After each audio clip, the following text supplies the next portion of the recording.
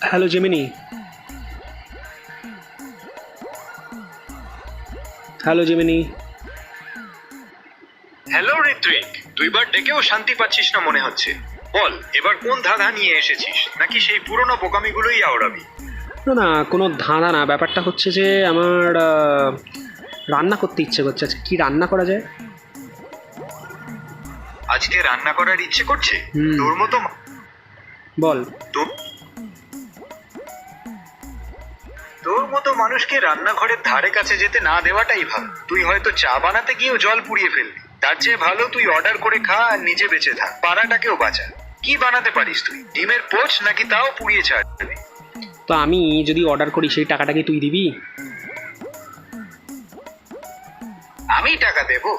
তুই কি ভাবিস আমি কোনো দাতব্য চিকিৎসালয় নাকি যে তোর খাওয়ার খরচ জোগাতে বসবো? নিজের টাকা নিজে খরচ কর, না হলে রাস্তায় নেমে ভিক্ষা কর। আমার কাছে এক কানা কড়িও পাবি না। তো আমি তো বলছি নিজেই রান্না করবো, তোকে তো কিছু বলিনি। নিজের গরজে রান্না করবি, খুব ভালো কথা। তবে সাবধানে, রান্না করতে গিয়ে পুরো কিচেনটা যেন আগুন লাগিয়ে ছাই না করে ফেলিস। তোর ঠিক আছে রান্নার ঠিক হাত- আছে, আমি রান্না করতে যাই, পরে তোকে বলবো। আজকে আমি ভাবছি আজকে বানাবো হচ্ছে একটা ডিমের ডেভিল। ডিমের টেবিল বানাবি? তুই তো আস্ত একটা বিষাক্ত টেবিল বানিয়ে ছাড়।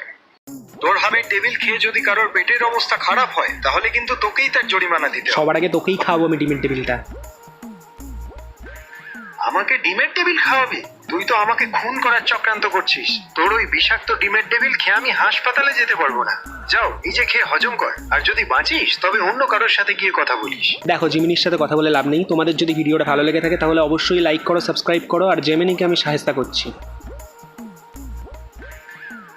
হ্যাঁ হ্যাঁ, আমায় শায়েস্তা করবি? তুই আগে রান্নাঘরে গিয়ে ডিমের টেবিলটা ঠিক করে বানাতে শেখ, তারপর আমায় শায়েস্তা করতে আসিস।